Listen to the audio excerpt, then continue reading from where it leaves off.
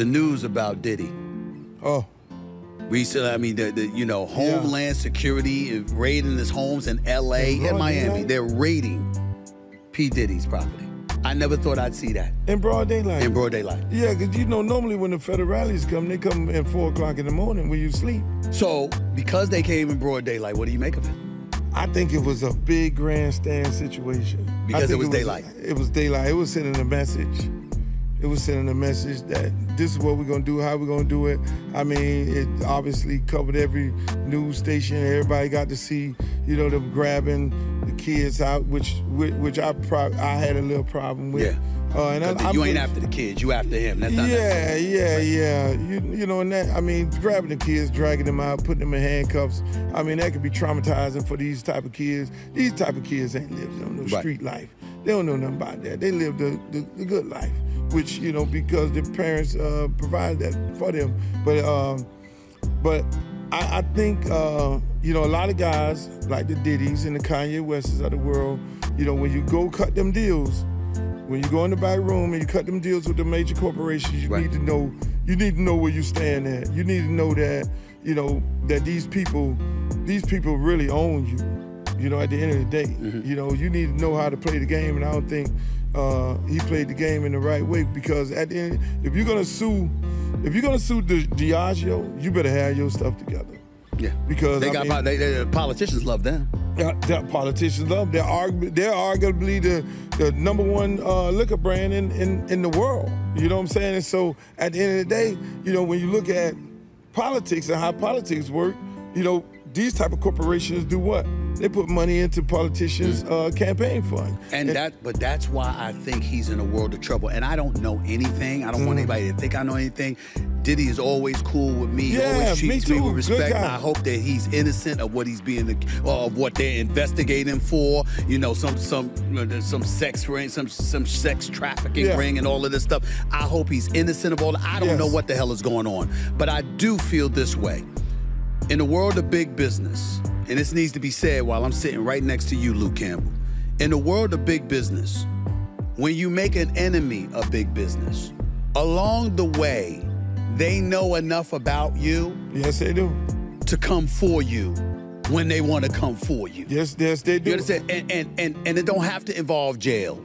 It doesn't have to involve a crime.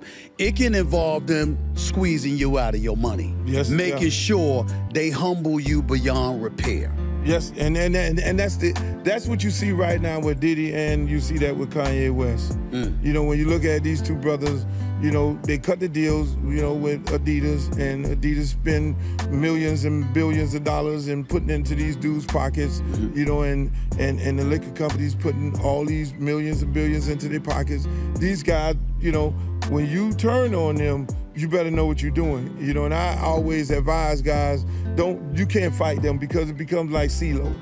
No. Big bank take little bank. And big bankers are gonna win every time. And at the end of the day, when you go into that war with these individuals, you need to know that, their ideal of you, they own you. And if you turn on them, they're gonna break you. They're gonna humble you. They're gonna take everything that they gave you away from you, humble you, find another brother, and put him on that pedestal, the same pedestal that they put you on. But as independent as you have been throughout your career, I think it's important to bring this up, because I try to bring this up. I'm 56 years old. I've been in my business for a long time. And I try to tell folks all the time, stop acting like you completely own and operate everything yourself. Everybody needs somebody, and everybody answers somebody. Your bosses answer the bosses. Those bosses answer to somebody else. Those bosses answer the shareholders, okay? And board and members. Moving people stop. And board members, that's right. And board members and shareholders. And oh, by the way, in the end, you're going to have to deal with the public at large. You can't achieve success by yourself. You always need somebody. And to me, I think it's a mistake when people try to act like, I can do this by myself. I don't need a damn soul, because you're going to find out. You're going to have to ask for something from somebody at some point. Am I wrong in thinking that way? Oh, no question about it. You're going to have to lean on other people. When you get into that part of a big business and you're dealing with big business, you're the spokesperson for big business. Big business is a stock exchange traded stock, and you're moving that stock because you make these claims and accusations about them. Oh, trust me, before you get into that courtroom, they're gonna tarnish your entire reputation. So that jury that you think is the jury of your peers, they're gonna already have this understanding as to who you are, and you're gonna lose before you get in there.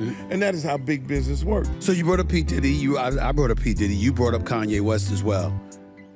This is the music industry. It's like a metaphor for resurrection, for crying out loud. There's always a second chance, there's always additional opportunities. With Kanye West, I believe that to be the case. With P. Diddy, I'm not so sure. It depends. Well, Kanye, he can't get a sample cleared. Wow. He got barred out all these venues. So you think he's in more trouble than Diddy in terms of being able to resurrect his career? I think Diddy probably can weather the storm more so than Kanye. Okay. Because Kanye is at a place right now where he's barred out of arenas. He can't get records cleared. He can't get features. Nobody don't want to do features. And in this day of entertainment, unlike when we grew up, there wasn't no features. These dudes need to be on there with other people. And so he's gonna have a harder time. Diddy may be able to come back from this. Diddy if he's innocent. If he's innocent, when you think about it, there's no charges pressed. Right, there's no charges. You know what I'm saying?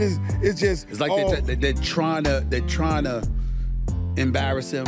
Yes. Stain him, etc. If there are no charges, yes. And there's not going to be any charges. If they charge him with something, we can't think like that. Nah, that's a different game. That's a whole other movie, right? Homeland Security. Yeah, Homeland Security. Ain't local, ain't LAPD. No, you know what I'm saying? The federal Miami PD, the federales. You know what I'm saying? Yeah. That's a different ball game. So Diddy would have to go back. Because Diddy ain't made all kind of statements about people's religion and all that. That's right. Diddy could come back from it. He could go have a conversation with certain people. And again, like you say, you're going to need friends. Right. And some friend down the line may say, okay, all right, kind of work this thing out and take these handcuffs off me. Literally take the handcuffs off me. And then he could pretty much kind of... But Kanye's different. Because Kanye talking about people's religion, religious beliefs, when you go into that, and when you go to all kind of, when you get into politics, and so you then, you're losing people all across the board, and you got to know what you're talking about. So you're all over the place. It's gonna be tough for him. I think there's gonna be enough people can vouch for Diddy as being a good person and not a bad guy, because he's not a bad guy. Okay. I knew him from the time he was with Big. Right. And when they were together, and he's a real sensitive dude way back then. Even, now he's just he's a nice, humble guy. He's not this big animal. I don't know what people do at the end of the party, because when I go to the party, Steve, I leave. Right. When that party get too good, it's time for me to go. You leave good parties. Yeah, I leave good parties. And you leave good parties, and you leave somebody else to have a good time. Yeah, and I hear about it the next day. Right. But you ain't participate. No, negative. I'm not gonna, no. You ain't participate in the parties in South Beach. The after parties in South Beach. No. Where every flavor you could imagine. Well, I created my own parties. Right. Yes, I did. It's still an after party. Yeah. It's still yours. I have my own parties. You want me to tell you another party story? Go ahead, man. It was me, Steve Smith, and... The other Steve Smith, not this one. Stephen A. Smith is me. You talk about the other Steve Smith, right? So you keep cleaning that up. I gotta make sure. I gotta make sure you ain't trying to talk about me. You know what I'm saying? I gotta make sure of that, man. Hold on. Okay. I'm trying to catch you. See, this guy sharp right here. I know you sharp. Come on now. Hey, like you sharp as Skinny Peter. You sharp. So we were on the boat. We were on my yacht, right? Right. And it was me, Steve Smith, the other one, and we had one of my dancers again, and went downstairs with the dancer. We said, don't fall in love. Don't fall in love.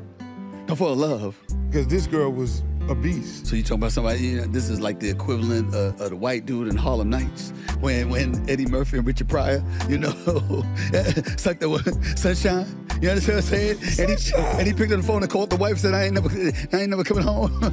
You talk about the brother was in that kind of danger? Is he in that kind of danger? He was in that type of danger. She was that bad? And oh Lord. I can tell you most stories about her because she was that girl